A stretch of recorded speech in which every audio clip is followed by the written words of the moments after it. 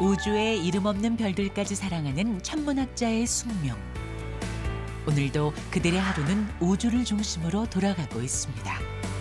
우주가 어떻게 처음에 생성되고 별이 어떻게 만들어지고 그다음에 현재의 우주까지 왔는가. 나사의 대형 프로젝트에 대한민국이 참여하게 됐는데요. 우주망원경 스피어X입니다. 전 우주에 대한 지도를 저희가 그리는 거죠. 나사를 사로잡은 대한민국의 우주망원경, 그 웅장한 여정이 시작됩니다. 경상남도 함안군. 아마도 이 고장에서 가장 뜨거운 현장일 겁니다. 네, 일단 여기 장착을 해야 될 것 같아요. 예.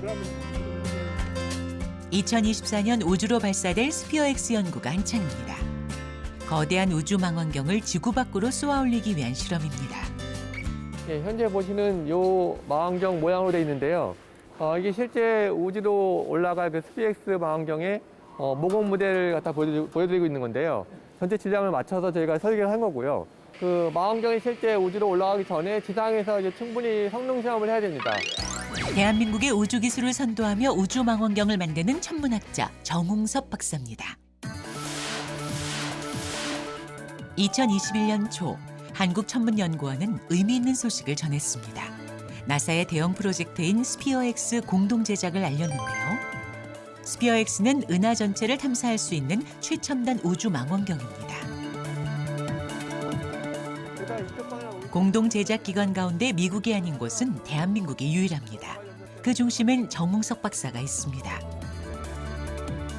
과거부터 쌓아온 우리의 기술이 나사에게 인정받았는데요. 지금은 우주환경 시험에 사용될 장비를 실험 중입니다. 이게 이제 우주로 보낼 저희가 망원경을 갖다 실제 로딩하는 장비인데요. 망원경을 올리기 전에 지상에서 저희가 시험을 해야 되는데요.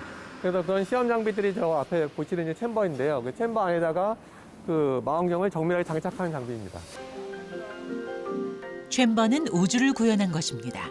대한민국의 주 참여 업무 역할은 극좋은 진공 챔버 개발. 온도는 물론 기압까지 우주 환경과 동일한 조건을 만들어줘야 한다는데요. 실제 우주에서 망원경이 완벽하게 제 역할을 하기 위해서입니다. 실제 우주 환경을 갖다 구현할 이제 진공 챔버인데요. 실제로 여기서 구현될 진공 레벨은 한 10의 -7승 토로인데요. 쉽게 말씀드리면은 지구상의 인구가 76억이면은 그 사람들이 여기 다 있다고 했을 때 한 명 남겨놓고 다 나왔다고 생각하시면 좋을 것 같습니다. 우주와 비슷한 극저온을 유지하기 위해서는 먼지 한 톨도 용납되지 않는다고 합니다. 사실 일반적인 이제 천문학자들이 이제는 우주망원경 프로젝트에 참여하는 것이 거의 기회가 없습니다. 그래서 일생에 보통 하나의 프로젝트에 이제 참가를 할까 말까 이제 한데요. 저 같은 경우에는 운이 좋게 적외선 쪽에 참여를 하게 되면서 일본 적외선 망원경에도 이제 참여를 했었고요. 그 다음에 유럽 쪽에 있는 그 데이터도 이제 활용을 했었고, 그 다음에 한국에서는 이제 2개의 소형 망원경 프로젝트를 했었고, 그 다음에 스피엑스 프로젝트 참여하면서 굉장히 다양한 개수의 참여 프로젝트에 참여하게 되어서 굉장히 행운이라고 생각하고 있습니다. 예. 우주 망원경을 만드는 천문학자들. 그들은 기계 소음이 가득한 실험실에서 오랜 시간을 보내야 합니다. 물론 실험을 하는 동안 빠짐없이 기록하는 것도 중요한데요. 미국에 가서 써야 될 미국과 똑같은 작업을 반복할 거기 때문에요. 그래서 미리 기록을 해놓는 겁니다. 미국에서도 또 이 작업을 해요? 예. 그대로 반복을 해야 돼요. 미국 어디요? 칼텍. 캘리포니아? 예, 공과대학? 캘리포니아 공과대학. 예. 중요한 임무를 맡은 만큼 어깨도 무겁습니다. 온종일 조립했던 챔버 장비를 다시 해체하고 있는데요. 기껏 완성했다 싶었는데 원래 모양으로 푸는 이유가 있을까요? 해체된 부품을 보니 다시 처음으로 돌아간 것 같습니다. 조립성을 먼저 확인하고 정밀하게 조립이 됐는지 확인한 다음에 다시 또 정밀 조립을 하기 위해서 다시 푸는 겁니다. 예. 그냥 한 번에 끝나는 게 아니네요. 그렇죠. 한 번에 끝나는 게 아니죠. 왜냐하면 저희가 그 외에도 세부 부품들도 안에 설치해야 되기 때문에 일단 전체 조립성을 먼저 확인하고 그 다음 단계로 이제 안에 세부 부품들을 현재 조립하고 있습니다. 이렇게까지 하는 이유는 온도 센서를 조립하기 위해서인데요. 망원경이 6군데를 이제 부착하지 않습니까? 예, 그렇죠. 전반적으로 급저온 온도를 뭐 50켈빈 정도까지 떨어질 거기 때문에 아마 이런 특이한 이제 극저온 센서가 아마 필요할 것 같습니다. 예. 온도 센서 역할은 우주의 극저온 온도까지 측정하는 것입니다. 그래서 여기 보시는 게 이제는 저희가 쓸 이제 극저온 센서인데요. 그래서 요거는 현재 굉장히 저온까지 저희가 냉각을 측정할 수 있기 때문에 50켈빈 이하까지도 온도를 저희가 확인해 볼 수 있습니다. 예. 50켈빈이면은 대략적으로 마이너스 한 230도 정도 되는 거죠. 예. 와, 이 작은 게요? 예, 이 작은 게 이제 그 정도 온도까지 이제 측정이 가능합니다. 예. 챔버 안에서 우주의 극한 환경을 테스트해야 합니다. 현재 여기 아까 말씀드린 위쪽하고 이제 아래쪽 저쪽에 있을 텐데요. 일단 하나가 이쪽에 보시면은 예, 설치가 되어 있습니다. 여기 예. 접합을 위해서 저희가 붙이기 때문에 예, 여기 붙어 있습니다. 저희가 실제 챔버를 안에서 들어가서 온도를 잴 수 없기 때문에 저희가 이걸 외곽 밖에서 실제 모니터링하기 위해서 센서를 달고 저희가 확인하는 겁니다. 대전에 위치한 한국천문연구원.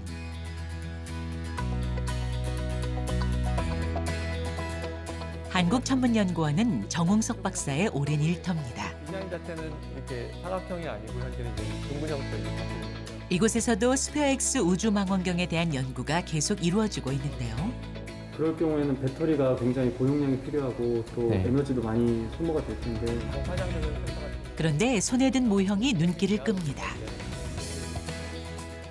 박사님, 이거 장난감 같은데 뭐예요? 요 모델 자체가 저희가 그 당시에 실제 그 최종 선정 심사를 받을 당시에 그 사람들한테 설명을 하기 위해서 만든 스피엑스를 갖다가 실제 모형으로 해서 만든 3D 프린터로 찍은 모델입니다. 예.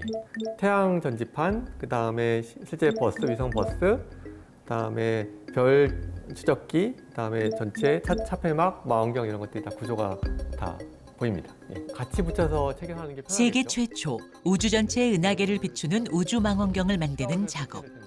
대한민국은 우주 탐사에 큰 발자취를 남기게 됐습니다. 그것은 결코 운이 아니었습니다. 근데 저희가 기존에 소형위성을 활용해서 저희가 근적에서 영상 분광기를 만든 경험이 있는데요. 그래서 이 분광기에 대한 설계, 일단 실제 제작, 일단 전체 시스템에 대한 실험을 해서 우주 환경 시험까지 다 완료한 다음에 실제로 우주에 보내서 저희 관측 데이터를 얻어서 그 데이터를 얻은 것은 저희가 세계 처음입니다. 예. 그래서 그런 경험을 바탕으로 국제 협력으로 스피엑스에 참여하게 됐습니다.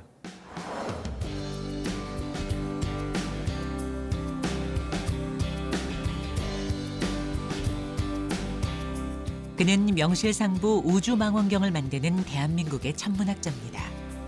현재 정웅석 박사를 있게 한 것 중 하나가 이 작은 필터라고 합니다. 이제 여기 보여드리는 게 이게 현재 필터인데요. 무지개색. 네. 예. 꺼내서 볼 수는 없고 안에서 저희가 옷을 입고 들어서 꺼내야 될 것 같은데요. 왜요? 어쨌든 광학 부품이니까요. 광학 부품은 보통 먼지가 없는 데서 처리하는 게 좋기 때문에 예. 섬세하고 민감한 부품인 만큼 방호복까지 철저하게 갖춰야 합니다.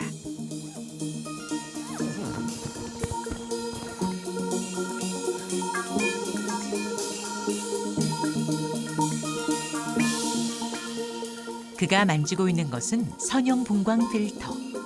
스피어X 우주망원경에 적용되는데요. 예, 보시는 이런 그 광학 장비가 저희가 그 선형 분광 필터라고 해서 센서 면에 실제 올라가는 이런 그 특성 광학 장비입니다. 대략 우리가 일반적인 필터랑 비교했을 때 뭐 20개 정도가 여기 한꺼번에 들어있다고 생각하시면 될 것 같습니다.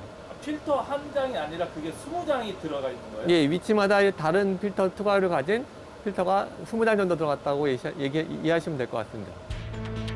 선형 분광 필터는 스피어X에서 가장 중요한 요소라고 해도 과언이 아닙니다. 선형 분광 필터만으로도 다양한 관측이 가능하기 때문입니다.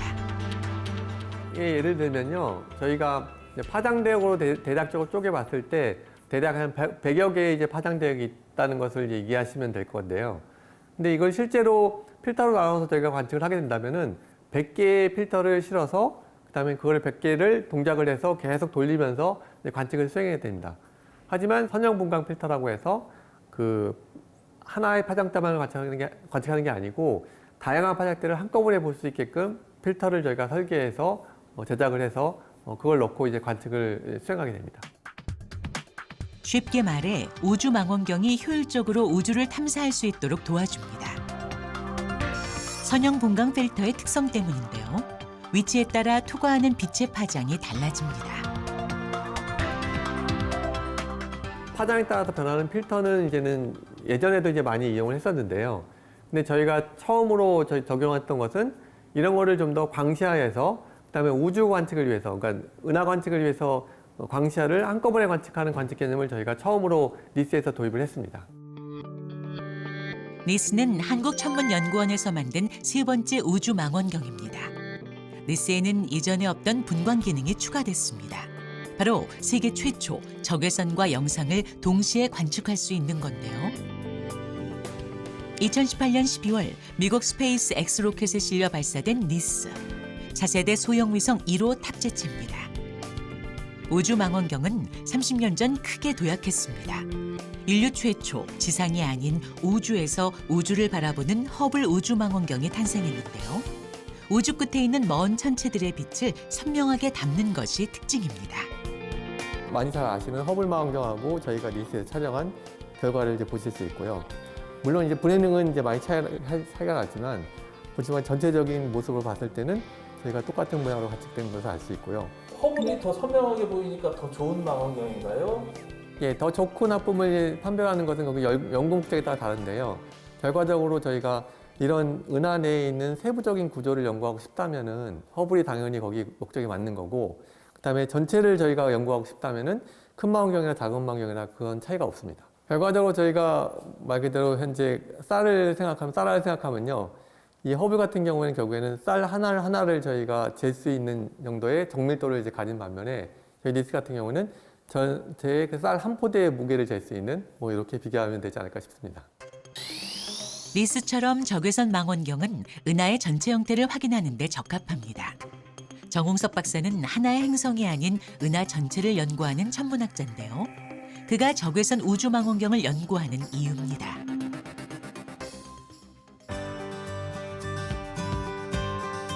허블과 니스 외에도 우주의 별을 관측할 수 있는 망원경은 다양한데요. 일반적으로 이제 관측소에 많이 가시면 이런 큰 돔 형태 안에 망원경을 넣는 걸 이제 보실 수 있는데요. 그래서 보통 돔 같은 경우는 이제 주변에 이제 다른 잡광이라든가 그다음에 저희가 관측하려는 위치로 이제는 딱 맞추기 위해서 이런 큰 돔 시설을 보통 하는 경우가 많습니다. 그다음에 저 앞에 보시는 것은 이제 커다란 이제 돔을 보실 수 있는데요. 이거 자체는 이제는 뭘 막아주기 위한 그런 돔은 아니고 전파를 이제 받기 위한 이제 커다란 그 레이더 같은 거라고 이해하시면 될 것 같습니다. 예. 이번엔 또 다른 망원경에 대한 이야기를 들려준다고 합니다. 그래서 전파 망원경 크기가 여기 써 있듯이 14m 현재 망원경. 눈으로 별을 크게 보는 망원경이 있다면 전파를 쏴서 볼 수 있는 전파 망원경도 있습니다. 눈에 보이지 않는 블랙홀도 전파 망원경으로 찾아낼 수 있는데요. 예, 이 전파 망원경이 최근에 이슈가 됐던 이제 블랙홀을 실제 관측했던 전파 망원경들 중에 하나입니다. 예. 아 실제? 예, 예. 저거는 또 어떤 방식으로 블랙홀까지 볼 수 있는 거예요? 아까 얘기했듯이 전파 망원경 하나 자체의 그 분해능은 높지 않기 때문에 그렇게 아주 정밀한 구조로 이제 블랙홀을 보는 게 어렵기 때문에 이런 큰 망원경 집단들을 전 세계에 있는 것들을 다 활용해서 저희가 블랙홀 관측을 한 겁니다. 블랙홀을 육안으로 관측하는 것은 불가능합니다. 빛까지 빨아들일 만큼 강력한 중력을 지녔기 때문인데요. 대신 전파 망원경을 사용하면 블랙홀 관측이 가능합니다. 눈에 보이지 않는 다양한 파장대의 전자기파를 관측할 수 있기 때문입니다. 우주는 어두워 보이지만 사실 수천억 개의 별에서 나온 빛의 파장으로 가득합니다. 여러 천체들은 물리적인 상태에 따라 다양한 파장대를 갖고 있는데요. 관측되는 파장에 따라 비슷하면서도 다른 모습을 보이고 있습니다. 다양한 파장을 한 번에 볼 수 있는 필터를 활용한 것도 그의 업적입니다. 우주에서도 똑같이 굉장히 큰 먼지 입자들이 존재합니다. 투명 비닐 같은 것이 이제는 만약에 미세먼지처럼 이제 그런 거라고 한다면 일반적으로 이렇게 층이 있을 경우에는 저희가 잘 볼 수가 있는데요. 매질이 좀 많이 뭉쳐진 형태로 이렇게 될 수가 있습니다. 이럴 경우에 저희가 이게 얼굴을 갈게 되면은 어디는 또 잘 보이고 어디는 잘 안 보이고 이런 차이가 있는데요.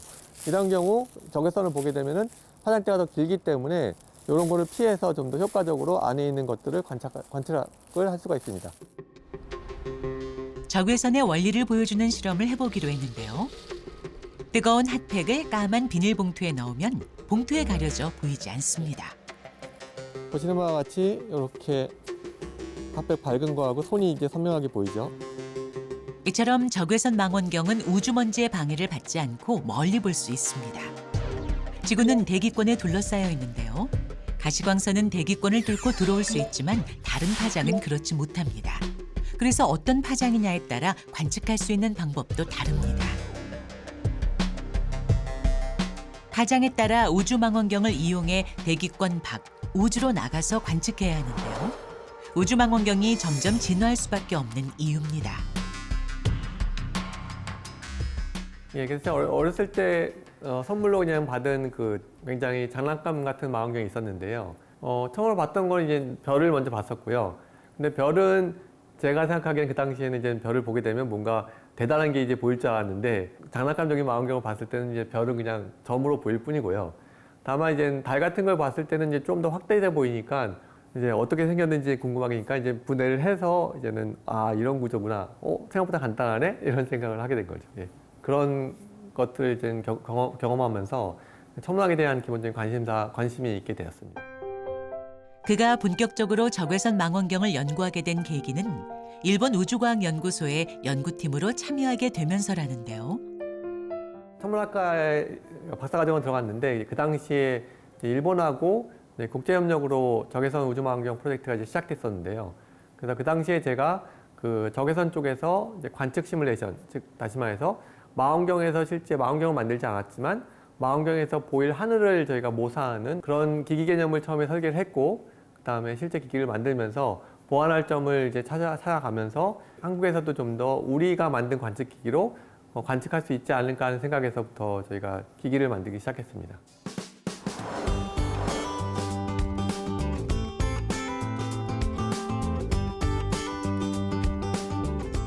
적외선 망원경에 대한 끝없는 연구는 여전히 계속되고 있습니다. 이곳은 적외선 센서 실험실인데요. 정홍섭 박사가 많은 시간을 보내는 곳이기도 합니다. 적외선 관측기기에서 가장 중요한 적외선 센서를 저희가 시험하는 장비를 현재 만들고 있는데요. 한번 몰두하면 반나절은 움직이지 않고 연구만 할 정도입니다. 시력이 나빠진 이유도 이 때문이라고 하는데요. 적외선 센서는 민감한 만큼 그 실험 과정이 만만치가 않습니다. 센서가 어떻게 생긴 거예요? 저거요 혹시? 적외선 센서가 어떻게 생겼는지는 잠시만요. 직접 보면 못 보여줘요? 예, 저희가 비싸서. 예, 가지고 있는데 그걸 꺼내서 보여드리기는 좀 그렇고 이제 센서가 이렇게 생긴 건데요. 그렇게 크진 않습니다. 예, 약 한 2cm by 2cm. 예. 저희가 사오는 센서 하나 대당 한 수억 원씩 하거든요.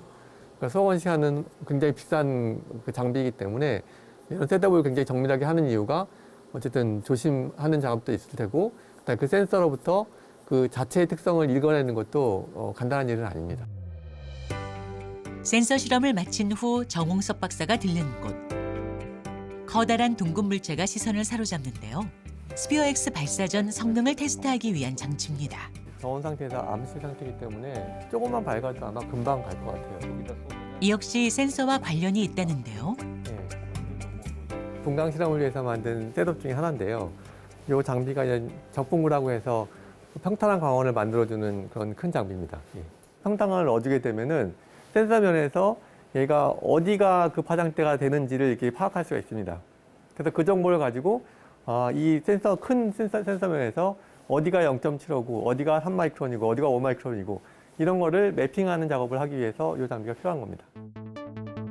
센서 면에 따라 빛에 반응하는 광역대가 전부 다르기 때문에 사용되는 빛이 고르게 오지 않으면 정확한 값을 알지 못합니다.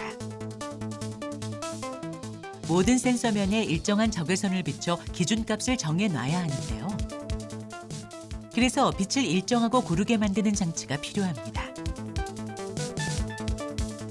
이번엔 광원이 공간적으로 균일한지를 측정할 텐데요. 이처럼 스피어X의 성공을 위해서는 거쳐야 할 연구와 실험들이 많습니다. 며칠 후 높이가 안 맞아요. 드디어 오랜 시간 공들인 챔버가 완성됐습니다. 높이가 맞나요? 이게 자동 모델이에요. 네, 그렇죠. 네. 더 높여야 될 것 같아요. 마지막까지 한 치의 오차도 허락하지 않는데요. 거기 위치에 저 인터페이스 위치에 아주 정밀하게 오차 내로 정밀하게 들어가야 되기 때문에요.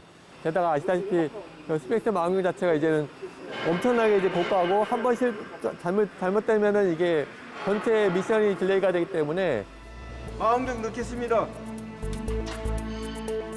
수만 번의 실험 끝에 드디어 완성된 챔버. 이제 망원경을 집어넣을 차례입니다.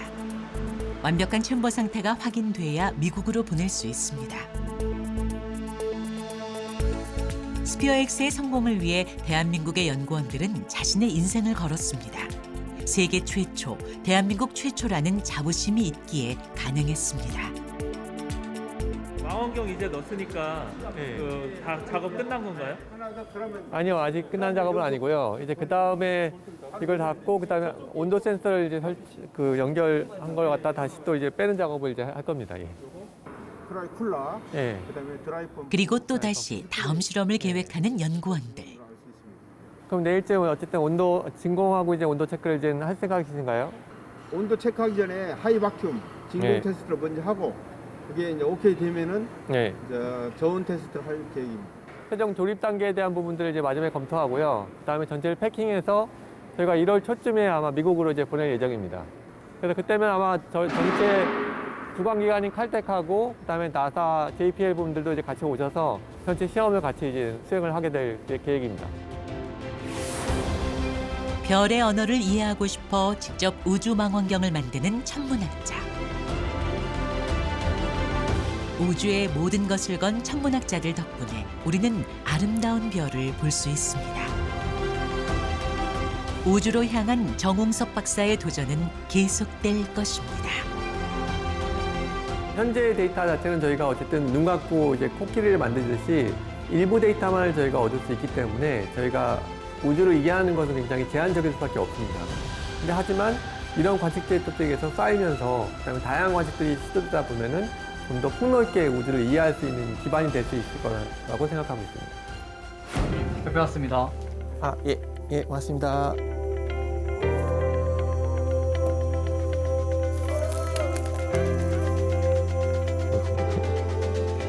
오래전부터 별은 인류의 문명과 문화에 큰 영향을 주었습니다. 세계 최초 전체 하늘 영상 분광 탐사 우주망원경 스피어X 제작, 미지의 우주를 탐사하며 우주망원경을 만드는 천문학자, 반짝이는 별과 같은 진리를 찾기 위해 늘 우주에 향해 있는 정섭님께 감사의 마음으로 이 패를 드립니다. 네, 감사합니다.